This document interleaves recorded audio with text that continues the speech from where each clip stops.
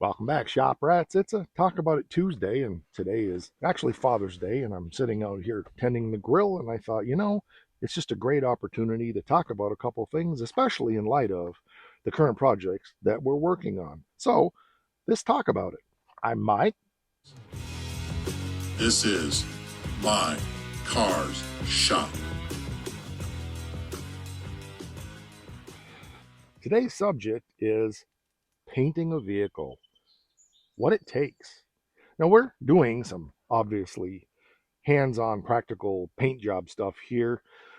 We've done a bunch on the 47 Ford. We're in the middle of this paint job right now on this 86 Dodge pickup. Can we paint it for 500 bucks?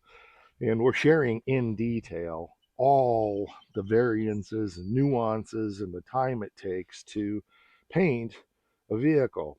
There's a lot of details. It's not just as simple as grabbing your paint roller and rolling the paint on. You could do that, but it might not turn out real well. So I thought we would talk about expectations when it comes to doing a paint job, and we'll talk about cheap and dirty, and we'll talk about show work. The thing that makes a paint job really isn't the painting, and any paint and body person will definitely tell you that is the devil's in the details, and it's definitely in the prep work. You've got a lot of prep work to do on multiple levels. First one, obviously, is getting things cleaned up, getting rid of rust, dirt, grease, grime, all of that stuff. That's essential to get a good paint job if you want things to stick. Now, from there, um, it's a matter of how straight, how flat, and how shiny do you want it to be. If you're going to paint something black or a high gloss color, you want your body work to be virtually flawless, um, so that things look really super good. There's nothing worse than seeing a car that's super friendly that waves a lot when you look down the side of it. But again, context is everything. That's what matters, and that's what makes the difference. Sometimes I think people get overwhelmed when it comes to doing paint work. They don't realize just exactly how much work it's going to take to do a thorough and decent paint job.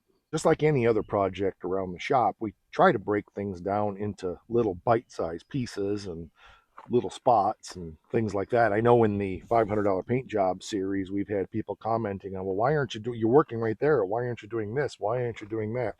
I have a system in my mind, and every time I go around a vehicle, I'm working on one particular thing, and I don't want to be distracted because I want to get that one thing done all the way around as much as possible. So if I'm, for example, working on panel flatness, but there's an edge somewhere that's not right, I'm going to come back to that. And there's a couple of reasons. One, again, it's so I don't lose track of panel flatness all the way around. The second thing I've also learned is the more times you look at a panel, the more times you circle around on it, the more you're going to see and the better that panel's going to turn out.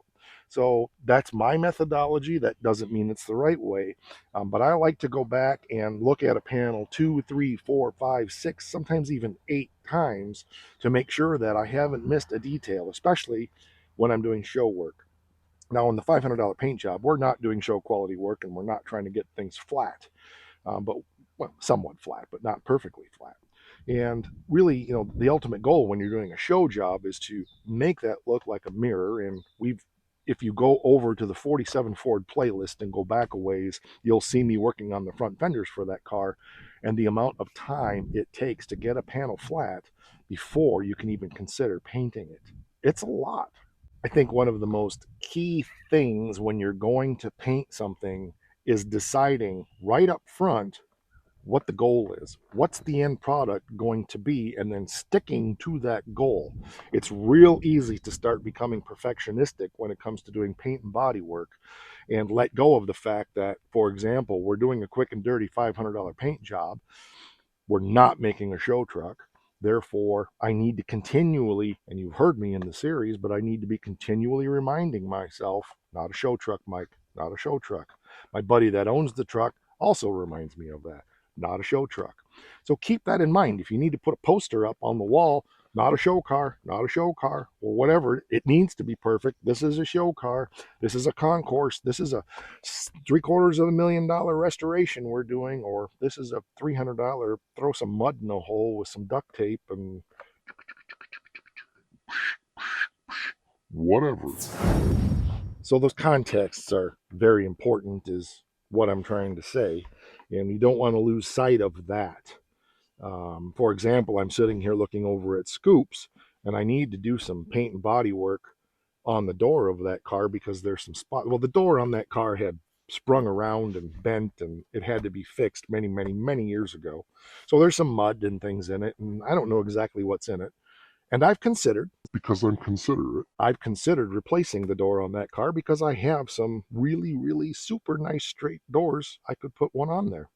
But then I think no, because if I make the door too nice, it's not really going to match the context of the rest of the car. It's a driver quality car. It's not flat as a mirror like the 47 Ford or the 69 Charger.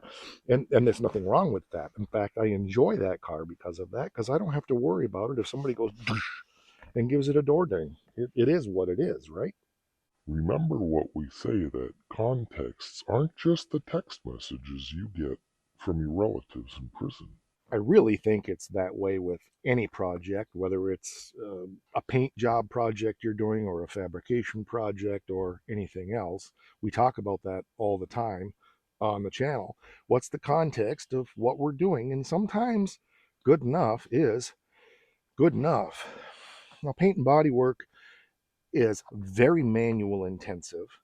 It's or labor intensive, manual labor intensive, and we try to use air tools as much as possible to minimize that work. But at the end of the day, like back when I worked in the hot rod shop over this direction, I did just a lot of paint prep work and block sanding, and I used to have arms about like this from all day long doing A manly man doing manly things. block sanding cars. And I remember doing I think it was a Chrysler 300 that was about as long as my barn. And when I would show up for the day, the painter had primed it the night before, and then I would start on the driver's side front fender and start with my long airboard, or not airboard, my long board sander, manual board sander, and at the driver's side front fender, and just start working my way back down the car. I would usually get somewhere, end of the quarter panel on the driver's side to maybe into the trunk area and stop for lunch, and then pick up after lunch and work my way down the other side of the car. And usually by the end of the day, 5 or 6 o'clock, I was block sanding and finishing up the right front fender. Day after day after day after day.